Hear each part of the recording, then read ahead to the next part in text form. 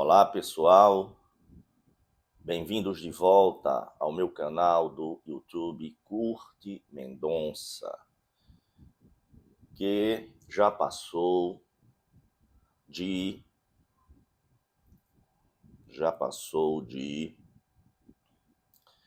15.300 inscritos.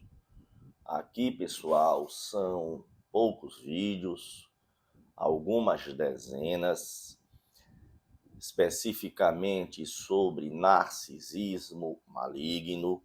Nada impede que, eventualmente, neste canal eu possa gravar vídeos de outras temáticas, já que eu tenho uma formação multidisciplinar. Convido que vocês se inscrevam no canal, maratonem os vídeos.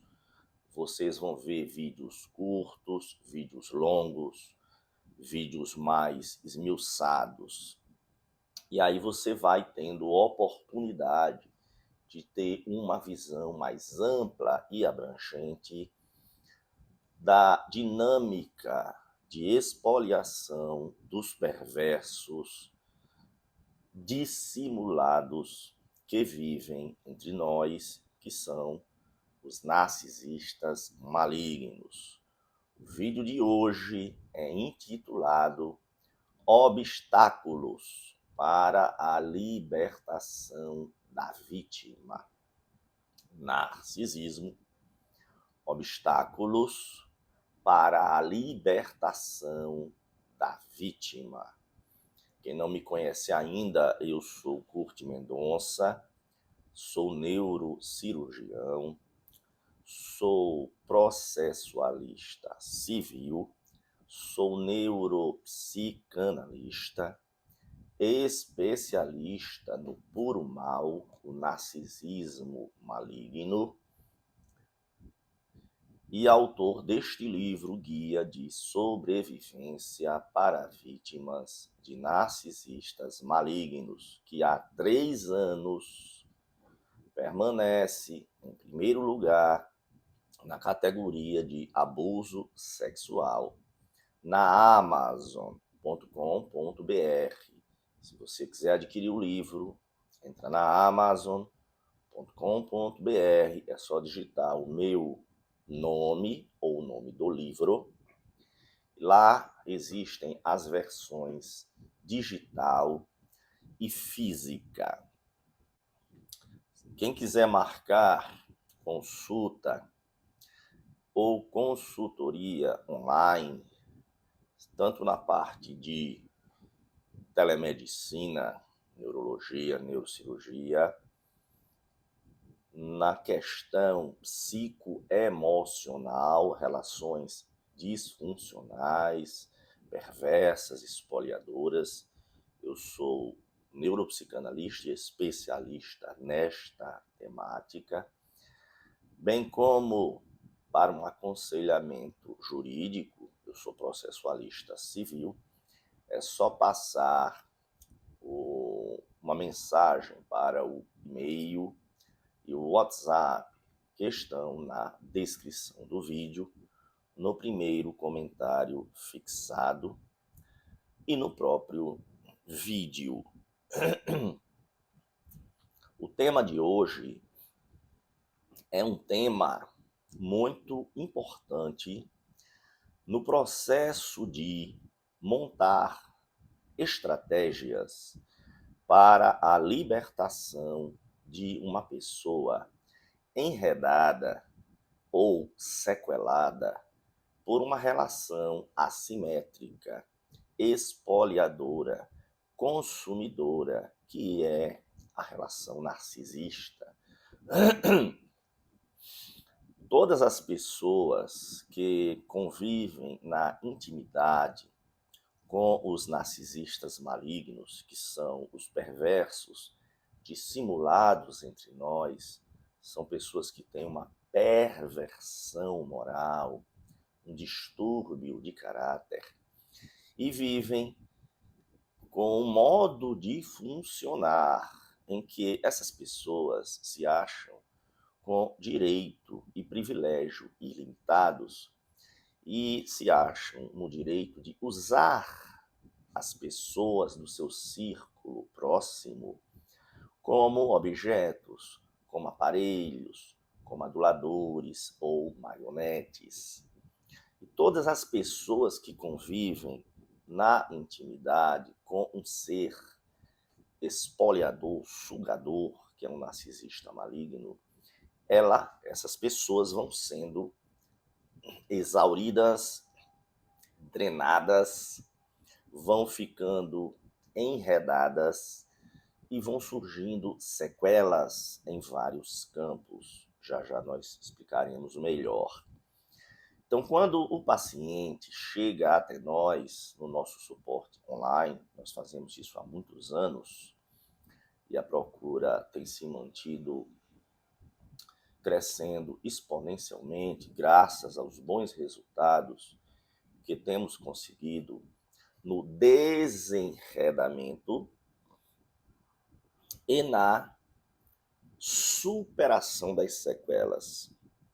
Porque você não consegue tratar o paciente, a vítima de um narcisista maligno, se você não consegue despoluir o rio do pensamento deste paciente, enquanto ele se mantém enredado, agrilhoado, atado ao narcisista. O narcisista vai criando vários grilhões, amarras, cadeias, correntes, ao longo do relacionamento, para que a vítima se sinta paralisada na teia. É tão difícil sair desta teia que a vítima, de tanto se debater, chega à exaustão, cruza os braços e desce a ladeira. Muitas vítimas, por anos ou décadas. Então, é preciso ter em mente que se há um enredamento, todos os grilhões, todos os obstáculos desfavoráveis ao desprendimento dos tentáculos do predador narcisista sobre a vítima, se esses tentáculos não forem cortados, não forem minimizados ou cortados, nós não conseguiremos um real, um genuíno processo de descontaminação do sistema psicológico, do aparelho psíquico do paciente e também da questão neurobiológica, porque o drama e caos destrambelha toda a cascata psicológica, neurológica, endocrinológica, imunológica e chega até a descambar na genética, causando alterações nos genes, que é o que chamamos epigenética. Então, a premissa é, num processo de planejamento para o desenredamento e a superação de relações disfuncionais, é muito importante que a pessoa que dá suporte, o especialista neste processo de desenredamento, especialmente se ele tem muita prática e técnica, como catalisar este processo, porque o paciente chega totalmente com a vista turvada. A relação com o narcisista, ela é permeada de fumaças e espelhos. O paciente se vê numa cortina de fumaça e o tempo todo com espelhos, refletindo, desviando culpa, refletindo acusações, invertendo acusações, criando um desmantelamento da lógica, do raciocínio sereno do alvo, da vítima. é uma relação tóxica expoliadora. Então, quando o paciente chega para o especialista, e é por isso, pessoal, que tenha muito cuidado onde procurar suporte para o desenredamento e a superação de relações narcisistas, porque há pessoas que fornecem até conhecimentos teóricos, conceitos do que é a dinâmica narcisista, até entende da explicação de jogos psicológicos. E muitas pessoas que são terapeutas, conselheiros, têm apenas esta parte da visão. Existem aqueles outros que têm um conhecimento teórico e têm também um certo conhecimento da prática, do dia a dia, da vida concreta com os predadores narcisistas, porque passaram na própria vida, nas esferas, no contato, no enredamento desses seres do mal.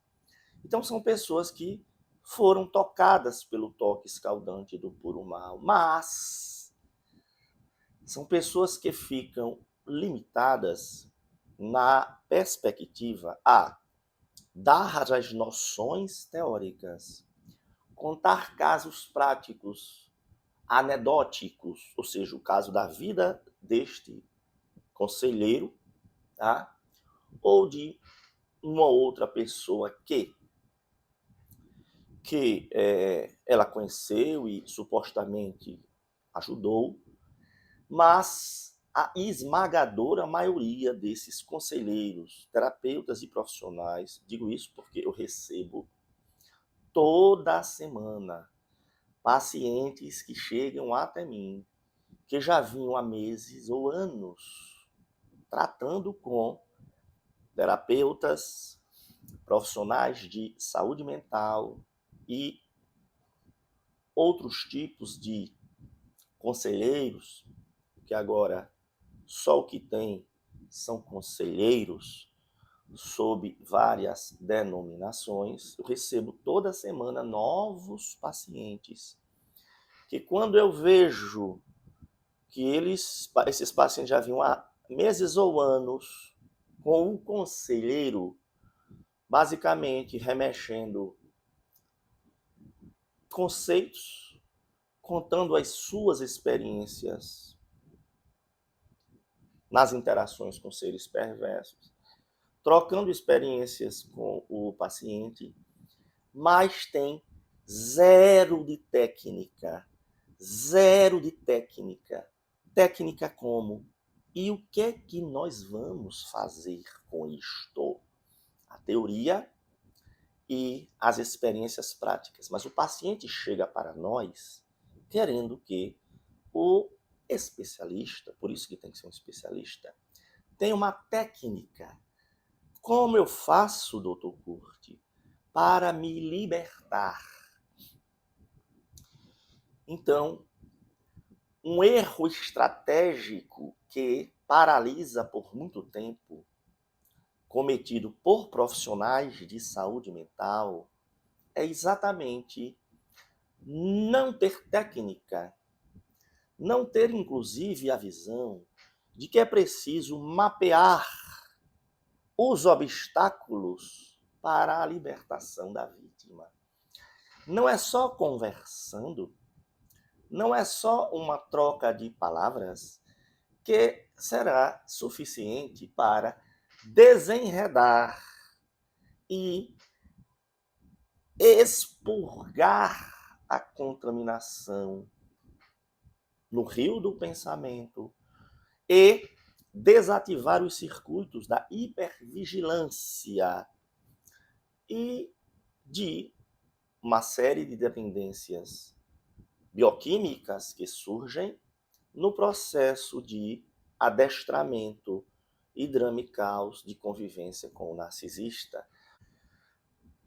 Se o terapeuta, o condutor do processo terapêutico, não consegue mapear os obstáculos, mapear os problemas, os grilhões, e junto com o paciente não conseguir ser feito um processo de resolver um por um destes problemas, o processo de enredamento e emancipação e superação não acontece, pessoal. E aí nós vemos pacientes que já vinham há meses, anos, chovendo no molhado, enxugando o gelo, porque os terapeutas, conselheiros, coaches, a quem esses pacientes recorreram, ficavam somente nessa questão de discutir conceito, discutir as experiências práticas, sem dar um rumo. O paciente precisa de uma bússola. Não é que o profissional de saúde mental vá tomar decisões pelo paciente. Não. Mas é preciso que ele forneça certas saídas. Porque o paciente sozinho, sobretudo quando ele está envolvido numa relação distorcida narcisista, de fumaças e espelhos, de dissonância cognitiva, de desespero, de erosão da autoestima, o paciente sozinho, ele nem consegue enxergar a dinâmica pessoal. Espero que vocês tenham entendido o cerne do vídeo, que na verdade nós agora vamos aprofundar.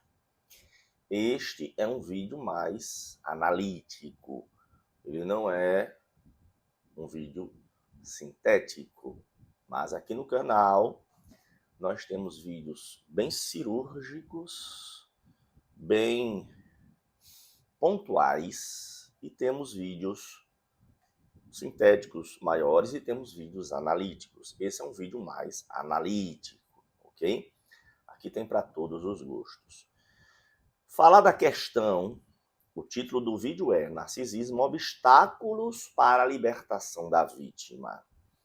Então nós estamos falando da teoria prática e técnica, estamos falando, na verdade, na terminologia médica, é o que se chama prognóstico do tratamento. O que é o prognóstico? Qual é a luz? Existe luz? Qual é a chance? Qual é a perspectiva de que o tratamento dê certo? Então, quando o paciente chega para mim, que tem uma técnica criada por mim, porque como eu tenho formação multidisciplinar, e eu tenho formações em áreas de resolução de problemas. Ora, na medicina, eu sou neurocirurgião.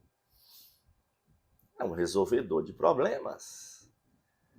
Eu sou processualista civil, uma especialidade da área jurídica que é exatamente como manejar os instrumentos para resolver os litígios. É a parte que não fica só na discussão teórica do direito e etc., dos universais. É aquilo que diz quais os instrumentos que eu devo manejar, em que tempo, em que ordem, né, para resolver os litígios, as demandas. E na saúde mental, sou neuropsicanalista exatamente porque toda a minha formação psicanalítica, eu já era há muito tempo, né, neurocirurgião, foi sempre fazendo a ponte de toda a formação psicanalítica dos grandes gênios da psicanálise, naquilo que se aproveita no estudo da neurociência moderna. Muita coisa que os pais fundadores da psicanálise em suas escolas se aproveitam perfeitamente na neurociência moderna. Eles foram reforçados. Outras coisas não se sustentaram. Qual é o problema? A ciência é a única área da cultura humana que ela é assim. Já dizia Karl Popper, que as verdades elas podem ser revistas e nós vamos aperfeiçoando. E, notadamente, a maioria das técnicas clássicas que foram criadas para resolver outros problemas não funcionam para o problema, para o enredamento e a contaminação e a expoliação e o desmantelamento psicofísico de uma vítima de narcisista maligno. Essas técnicas não funcionam. Então eu tenho uma minha técnica que eu criei, né, que é uma técnica psicodinâmica, sim, até porque envolve conhecimentos de que existem, de fato, áreas do cérebro, que é um cérebro, um hemisfério, que eu tirei o outro hemisfério para mostrar essa parte central do cérebro. Então, existem estruturas no cérebro que são estruturas arcaicas e agem num nível inconsciente. Elas dão sinalizações na forma de reações orgânicas, reações psicoemocionais, mas elas não falam com palavras, tá? Não falam com palavras. Então, nessa ponte que eu tive que fazer e que eu adequei para o tratamento dos pacientes vítimas de narcisistas malignos, a gente criou várias, vamos dizer, etapas. Quando o paciente chega para mim, eu, já na primeira consulta, eu faço um mapeamento dos obstáculos, né, dos fatores que são favoráveis ao desenredamento e à superação e aqueles que são desfavoráveis. Aquilo que prende mais o paciente e aquilo que é mais facilmente descartável. Eu vou deixar a parte final do vídeo para os 5 grilhões principais. Quando eu falo grilhões, estou falando de correntes, cadeias, amarras. Todos os meus pacientes, atuais e pretéritos, estão acostumados com a minha linguagem. Eu até comento muito quando eu estou conversando com as pessoas, que os meus vídeos já nascem velhos. Como assim? Um vídeo desse, em que eu estou falando aqui dos obstáculos para a libertação da vítima, eu já faço isso há anos com os meus pacientes. Então, para os meus pacientes, quando eles assistem um vídeo desse, é basicamente uma revisão, uma recapitulação daquilo que eu usei ou tenho usado no processo de desenredamento e superação deles. Então, o pessoal que fica me cobrando mais vídeo no YouTube, mais vídeo no YouTube, é que a demanda de atendimento ela é imensa.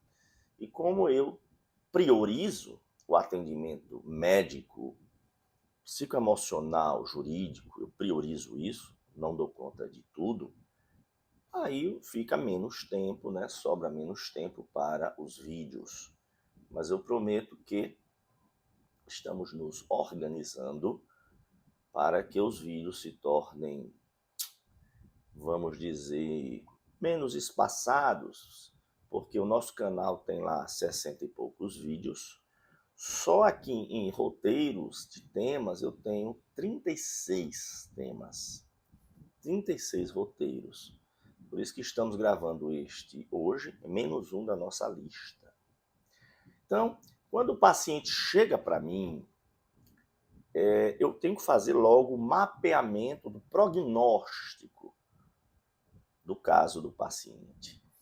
E aí, são fatores importantes, eu não vou me deter muito nestes primeiros, eu vou falar mais resumidamente. Eu vou deixar para aprofundar os 5 grilhões, que são as 5 maiores cadeias, correntes, que amarram, paralisam, que atravancam o processo de libertação da vítima.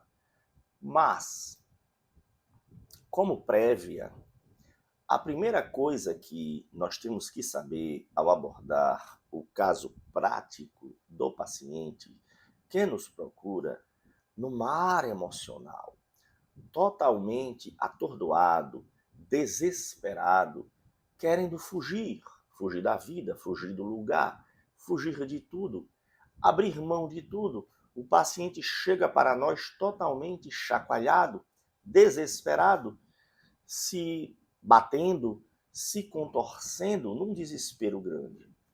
Então, o terapeuta ele tem que ter filtro para que o foco não se disperse. E aí é que os 2 principais fatores pré-requisitos no prognóstico e na dificuldade do tratamento é qual o contexto da relação e o tempo de convivência. Porque uma regra é certa, pessoal. Quanto mais íntima a relação com o narcisista e quanto maior tiver sido a convivência, maior o estrago, não só psicológico, mas também no nosso aparelho neurobiológico, seu cérebro, com toda a questão envolvida. Quanto mais íntima a relação, ou seja, uma coisa é o estrago de a pessoa ter um tutor, pai, uma mãe, uma avó, um cuidador narcisista, com o qual convive há 50, 60 anos. Outra é a pessoa que teve a infelicidade de se envolver amorosamente com um narcisista num relacionamento de 1 ano. Os 2 pacientes sofrem muito, tem muita coisa a ser resolvida. Porém, em regra, isso não é absoluto, mas é uma estimativa, aquele que, quanto mais íntima a relação, mais duradoura, maior a dificuldade do desenredamento atual e desenredamento psicoemocional e da descontaminação e da desativação dos circuitos neurobiológicos que estão desregulados. A idade da pessoa. Eu recebo pacientes desde adolescente, na vida adulta, jovens na casa dos 20, pacientes na casa dos 30, 40, 50, 70. Sim, vários pacientes na casa dos 70 anos. E sempre eles, uns e outros, vêm com esta pergunta: doutor Curti, até que ponto a idade do paciente interfere no prognóstico do desenredamento e da descontaminação, da superação, do envenenamento, da toxicidade da relação disfuncional? É óbvio que interfere. Vejam bem, a criança na primeira infância, até 7 anos, mas nos primeiros anos, o cérebro produz 1 milhão de sinapses por segundo. Se vocês não sabem, sinapses são conexões entre as células cerebrais. São as avenidas que se formam ligando neurônios a outros. Então, na primeira infância, existe a maior neuroplasticidade possível. Na segunda infância, lá para os 8 até o início da adolescência, é o segundo período de maior neuroplasticidade. Somando os dois, a primeira e a segunda infância, este período, até o início da puberdade, é um período crítico para que certas funções cerebrais sejam desenvolvidas e afinadas num grau otimizado. Depois dos 14 anos até os 22, existe também um terceiro período de altíssima neuroplasticidade. E daí em diante, pessoal, o cérebro permanece com neuroplasticidade pela vida toda. Mas cada década, obviamente, a capacidade de se reconstruir, se reconectar, ativar áreas, desativar outras, vai decrescendo. O aparelho vai ficando, o aparelho neurobiológico vai ficando mais lento, como todo metabolismo. Não é que isso queira dizer que uma pessoa de mais idade esteja fadada a não se recuperar. Não é assim. Tanto que eu tenho vários casos de pessoas que chegaram para mim após 50, 60, 70 anos, que tiveram desfechos extremamente favoráveis, prósperos, alvissareiros. E eu tenho pessoas que chegam para mim na casa dos 20, vibro. Caramba, que maravilha quando a pessoa chega para mim na casa dos 20 para resolver o enredamento e a intoxicação de um convivente íntimo narcisista. Porém, é que esta pessoa ainda com no auge praticamente, um auge, mas num dos auges da neuroplasticidade, ela tem grilhões que nós vamos falar mais na frente, que as acorrentam ao espoliador. Então, muitas vezes nós temos uma pessoa lá na casa dos 50, 60, 70, apesar de ter uma contaminação prolongada, ela já não tem tantos grilhões, obstáculos a cortar. E isso pode ser um fator catalisador, acelerador do processo de desenredamento e descontaminação do rio do pensamento. E aquela lá jovem está tão agrilhoada, amarrada por várias cadeias, que alguns casos a gente não resolve mesmo de pessoas novas, por conta dos grilhões. E que a pessoa precisa quebrar os grilhões. Eu não tenho como fazer isso por ela. Esferas de influência. Então, nós estamos falando ainda dos 5 grilhões. Tá? Nós estamos falando aí de pré-requisitos, mapeamento da dificuldade do caso. Esferas de influência. É um erro estratégico muito comum dos pacientes autodidatas, que começam a assistir vídeos, ler livros e tudo, e eles não entendem, e também é um erro de terapeutas que são mais teóricos, mas não têm uma vivência com casos, muitos casos práticos, porque a prática faz a perfeição, né? A gente vai fazendo, tratando. A minha própria metodologia ela foi sendo aperfeiçoada com o tempo, e o tempo todo eu a aperfeiçoo. É um erro muito comum que o paciente, seja por iniciativa própria, achando que já sabe de tudo da temática, seja por orientação de um conselheiro, um coach, um terapeuta, um especialista, que não tem uma técnica apropriada. E aí o paciente chega para mim, porque está querendo resolver, né?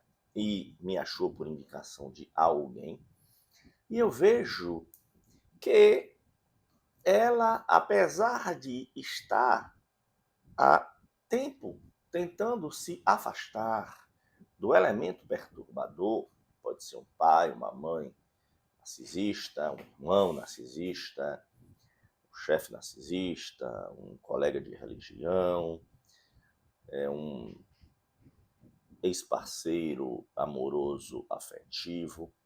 Mas um erro estratégico é que a pessoa continua permitindo que o elemento perturbador continue nas esferas de influência dela. A propósito disso, aconselho que vocês assistam o vídeo aqui do canal chamado A Regra de Ouro. A Regra de Ouro. É um vídeo muito elucidativo. Um outro fator de prognóstico é o grau de adoecimento. Porque a convivência com os narcisistas nos adoece. Exatamente porque destrambelha toda a parte, o nosso sistema de alerta, que está a amígdala do lobo temporal, que é o botão do pânico.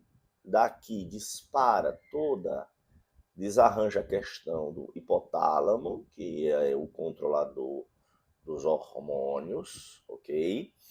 E daí vem o desarranjo psiconeuroendócrino e imunológico. Então, não existe exceção, pessoal. Todas as pessoas que convivem na intimidade com um narcisista, todas elas adoecem, em maior ou menor grau. Enquanto que o narcisista continua lépido e faceiro, com muita saúde, brilho, entre aspas, gozando de uma perfeita prosperidade, entre aspas, enquanto que as vítimas saem espoliadas, tidas como doidas, destrambelhadas, doentes, são fardo. Então, de acordo com o grau de quebra do paciente, o quanto ele já quebrou, tanto psicoemocionalmente, neurologicamente como fisicamente, quanto mais adoecimento este paciente tem, pior o prognóstico, porque você já vai ter que lidar com um aparelho neurobiológico bem danificado. Isso não é fator impeditivo, mas é um fator prognóstico. Vamos agora falar dos 5 grilhões, que são quase determinantes no resultado do tratamento, da programação de desenredamento, descontaminação, superação da vítima de um narcisista maligno. Os 5 grilhões. Quem tem uma boa técnica, e a minha técnica, como eu disse, foi eu que inventei, que é a técnica psicodinâmica e multidimensional de Kurt Mendonça, com excelente resultado. Nós temos muito orgulho, muita satisfação de tantas pessoas que já passaram por nós. Hoje essas pessoas são até pessoas bem superadas, prósperas, brilhantes, quando chegaram até nós quebradas, achando que a vida tinha perdido o sentido. Hoje são até outras expansoras da cadeia do bem, de divulgação do conhecimento e de ajudar outras pessoas. Muitos profissionais também de saúde, profissionais do direito, profissionais de saúde mental, passaram por mim e hoje estão aí, brilhantes, estão revigorados, superados, ajudando outras pessoas. Nós nos levantamos levantando os outros. Pessoal, vamos falar agora dos 5 grilhões. São os 5 principais obstáculos para a libertação da vítima. É óbvio que o principal grilhão é o emocional, porque é exatamente um processo de adestramento, reforço intermitente, punição e recompensa, estimulação contraditória que cria o vínculo emocional com o manipulador perverso narcisista, hipertrofiando, inclusive, duas áreas, 2 circuitos cerebrais. Esse aqui é um cérebro assim, de lado, de frente. Eu tirei aqui o outro hemisfério. O outro hemisfério está aqui. Eu tive que tirar, porque senão vocês não teriam como ver, né, a parte central do miolo, ok? Mas a relação com o narcisista, hipertrofia, hiperativa, 2 circuitos. Um deles é aqui no lobo temporal, que fica aqui em cima, perto aqui da orelha, tem o nosso botão do pânico, que é a amígdala do lobo temporal. É o que aperta diante do perigo. Nós vivemos num ambiente de drama e caos, a amígdala dispara e ativa toda a cascata do estresse, da hipervigilância, da proteção constante a um perigo iminente. Então, este circuito, inevitavelmente, ele é desarranjado na convivência com o narcisista. Um outro circuito, que é um circuito aqui, é o cérebro de lado, essa parte aqui é da testa, esta parte aqui é aqui da orelha, temporal, frontal. Um outro circuito, vou virar o frontal aqui, olha, está aqui nesta parte e se chama núcleo accumbens, que é o da dependência bioquímica. O mesmo circuito que envolve drogadição. E este circuito, através da chuva de amor, pirotecnia amorosa, alternância de punição e recompensa, em grau maior ou menor, ele fica vinculado ao manipulador. É o que nós chamamos de vínculo traumático, síndrome de Estocolmo, trauma bond, em inglês, como eles chamam. Então, de fato, pessoal, toda a impregnação do aparelho psíquico e da neurobiologia cerebral por esse processo de lavagem cerebral cria o maior de todos os grilhões, que é o grilhão emocional. Só que um erro estratégico em quem não tem uma visão multidisciplinar, multidimensional, como eu, é que os terapeutas, os conselheiros, os que supostamente querem dar suporte, eles não enxergam, são pontos cegos para eles, que existem outros 4 grilhões correntes, que quanto mais grilhão desse a vítima tiver, mais difícil fica você, como especialista, terapeuta, condutor do processo de desenredamento e superação, mais difícil fica você fazer o desenredamento emocional. Porque sempre, se a pessoa caiu num processo de fascinação e subjugação por um narcisista maligno, sempre há um enredamento, um grilhão emocional. Senão, não haveria problema. principal nó está aqui. Só que você não consegue desatar o nó emocional se você não conseguir desatar ou mitigar outros 4 grilhões, correntes, obstáculos. O segundo, mais importante, grilhão, que amarra e atrapalha o processo de progresso do paciente, é o econômico. Porque o narcisista sempre vai plantar a dependência emocional no alvo. Mas se ele conseguir plantar a dependência econômica, é a cereja do bolo. Porque a vítima fica paralisada pela dependência econômica.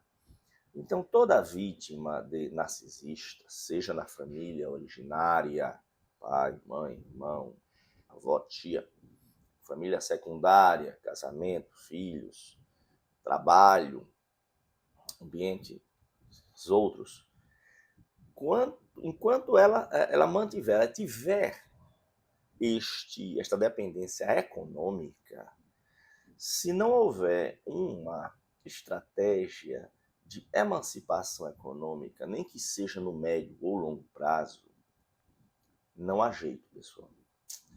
Todas as vezes que eu vi pessoas tentarem chutar o pau da barraca sem que antecipassem a emancipação econômica de alguma maneira, o elástico puxou essas pessoas de volta para o núcleo disfuncional. Porque todos nós precisamos pagar contas. Faz parte da estratégia o planejamento econômico. Se a pessoa é totalmente atada economicamente ao controlador, manipulador, narcisista, há necessidade de se criar um planejamento. Porque como que essa pessoa vai se sustentar sem este arrimo? Então, é preciso ter uma solução. As soluções são várias. Outro grilhão, terceiro grilhão, que atrapalha muito o processo de terapêutico emocional é o grilhão jurídico. O quanto que a vítima está juridicamente atada ao narcisista.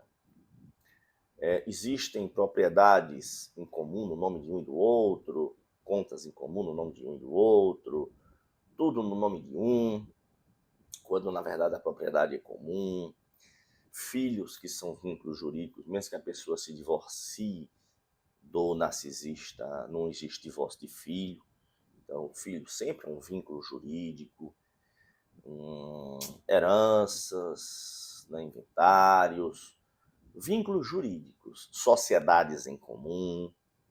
Então, isso é preciso ser estudado para que se pense antecipadamente numa solução para cortar ou mitigar as repercussões jurídicas da vítima cortar com o narcisista, se desenredar, porque é um enredamento, é uma teia.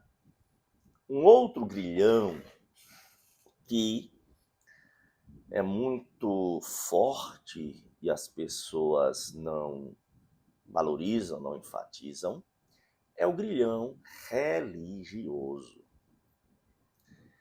Pessoal, o problema não está nas religiões de um modo geral. As religiões são um instrumento, são instrumentos. E que o problema está naqueles que manejam esses instrumentos. Então, as religiões são manejadas, infelizmente.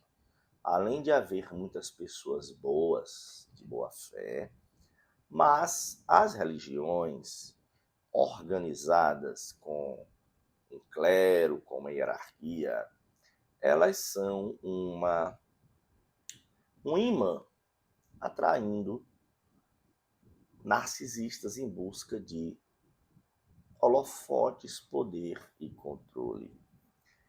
E, infelizmente, ao deixar pessoas manipuladoras falarem em nome de Deus, sem terem uma procuração de Deus, essas pessoas começam a podar os subjugados sob a alegação de obediência, respeito a regras que são milenares e usam os escritos sagrados não para cultivar felicidade, emancipação, brilho, mas para podar, castrar, limitar, restringir, recalcar e permitir que pessoas em situação de poder pisem nos alvos impunemente.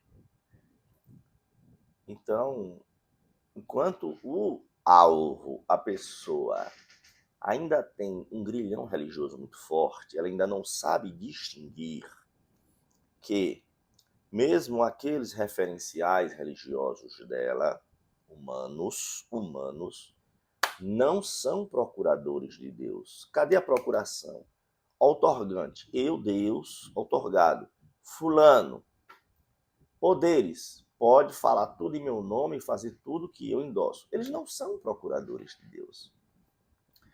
Até os pacientes entenderem que eles falam, pode ser de boa fé, porque existem os de boa fé, a imensa maioria são de pessoas de boa fé. Mas existem os predadores, os lobos em pele de cordeiro, os sepulcros caiados. Então, se a pessoa tiver esse grilhão religioso de recriminação, poda, sabotagem, autocastigo, é um trabalho muito exaustivo conseguir romper o grilhão emocional. Quinto grilhão, grilhão social. Lembrando que nós estamos falando dos obstáculos para a libertação da vítima, basicamente para entender que quando uma paciente, uma vítima, um alvo, deu um perverso dissimulado entre nós, a pessoa que tem um distúrbio de caráter, um narcisista, não é uma pessoa simplesmente difícil, é uma pessoa manipuladora, espoliadora, subjugadora, que se vê acima no direito de fazer e desfazer dos outros, porque eles são especiais. Assim são, na cabeça deles, os narcisistas. E eu falei lá em pré-requisitos, falei de técnica, e agora nós estamos falando dos 5 principais obstáculos, grilhões, que precisam ser enfrentados ao bolar estratégias para a emancipação, desenredamento, a despoluição dos circuitos mentais, psicoemocionais, neurobiológicos e a reconstrução da vida da vítima. O quinto grilhão dos 5 principais, eu falei que era emocional, econômico, jurídico, religioso e o social. Porque uma das coisas que o narcisista faz é o isolamento da vítima. A vítima vai tendo uma sabotagem na sua rede de apoio. O narcisista, que ele quer ter um total controle sobre o alvo e quer fazer um manejo da fachada para que aquilo que ele faz na intimidade não chegue fora daquele círculo fechado, ele começa a plantar, né, um enlameamento da reputação do alvo.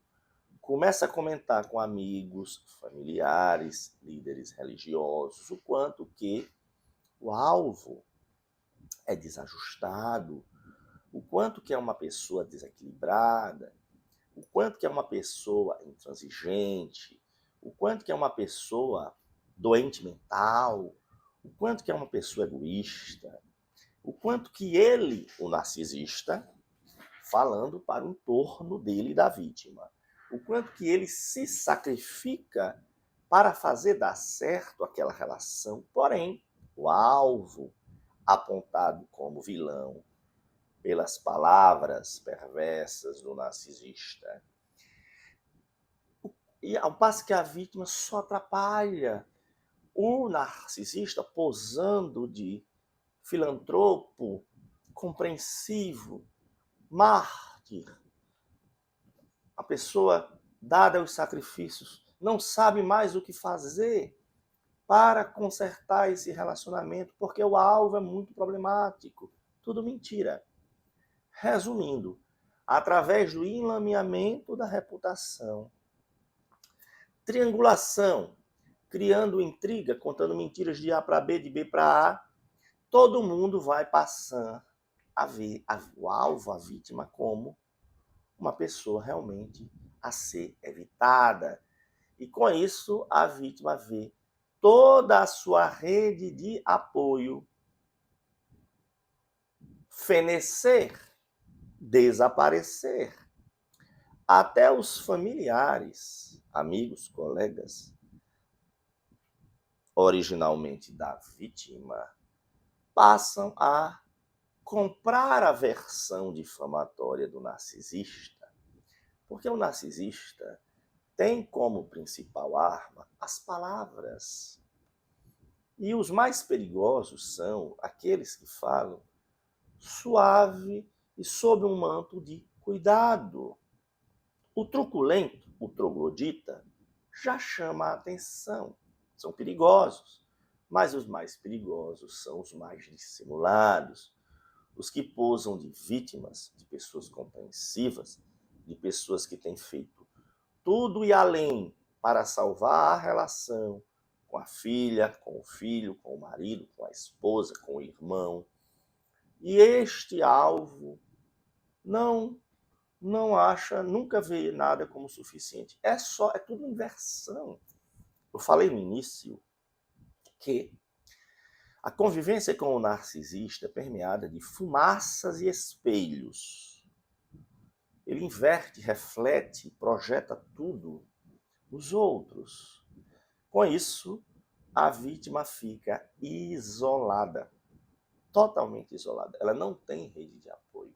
Então, quando a vítima nos procura para o desenredamento e a superação, precisamos ver como é que está a questão da rede de apoio. A rede de apoio que já foi contaminada, familiares, amigos, intermediários, conhecidos, não adianta querer salvar. Esta está perdida.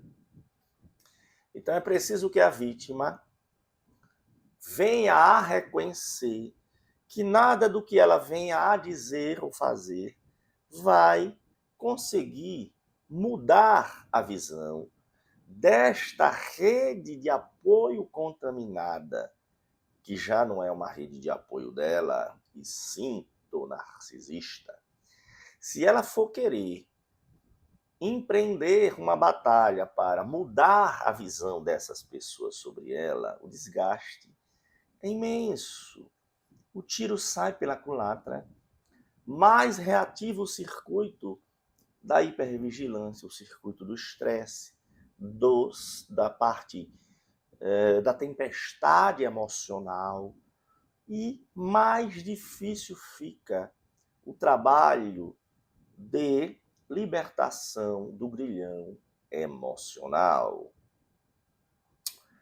Pessoal, estamos chegando ao fim. Esse foi um vídeo muito importante, narcisismo, obstáculos para a libertação da vítima. Aqui no canal do YouTube Curto Mendonça, peço que vocês se inscrevam no canal, compartilhem, dêem um like. Deem um like se tiverem gostado, deem sugestões, eu tenho aqui 30 e tantos temas para fazer vídeos. Assim que as oportunidades vão surgindo, nós vamos fazer outros vídeos, sim. Fico muito satisfeito de ter mais de 15.300 pessoas nos seguindo. Eu falei aqui da história dos obstáculos para a libertação da vítima, falei da que existe uma teoria sobre a dinâmica narcisista, a prática de conhecimento de casos reais, mas isso tem que ter uma técnica. Se você quiser marcar para que eu aborde o seu caso concreto, com a minha técnica psicodinâmica é multidimensional, porque como eu tenho essa visão em várias áreas, eu já mapeio na primeira, na segunda consulta, geralmente na primeira, eu já mapeio o que nós temos a enfrentar. Eu já mapeio até o prognóstico, geralmente na primeira consulta, no máximo numa segunda, mas em geral na primeira, eu já dedico os 15, 20 minutos finais da primeira consulta para falar sobre o prognóstico, falar sobre os obstáculos, falar sobre os grilhões. Se quiser marcar, é só passar mensagem para o e-mail e o WhatsApp, que estão aqui no vídeo. Na descrição do vídeo e no primeiro comentário fixado. Lembrando que eu sou médico, emito notas fiscais médicas, das consultas médicas, e você pode usar para ser reembolsado no seu plano de saúde, consulte a política de reembolso, e aquilo que não for reembolsado pode ser abatido no imposto de renda como despesa médica. Falei aqui de fatores prognósticos, pré-requisitos, a intimidade da relação, o tempo de convivência, a idade da pessoa, esferas de influência, grau de adoecimento. Falei aqui dos 5 grilhões. O emocional, que é o cerne, mas que fica muito difícil fazer a emancipação emocional, seus grilhões econômico, jurídico, religioso e social não forem quebrados, o paciente se vê como insuficiente, sem forças para enfrentar tamanha demanda. Pessoal, muito obrigado pela atenção de vocês.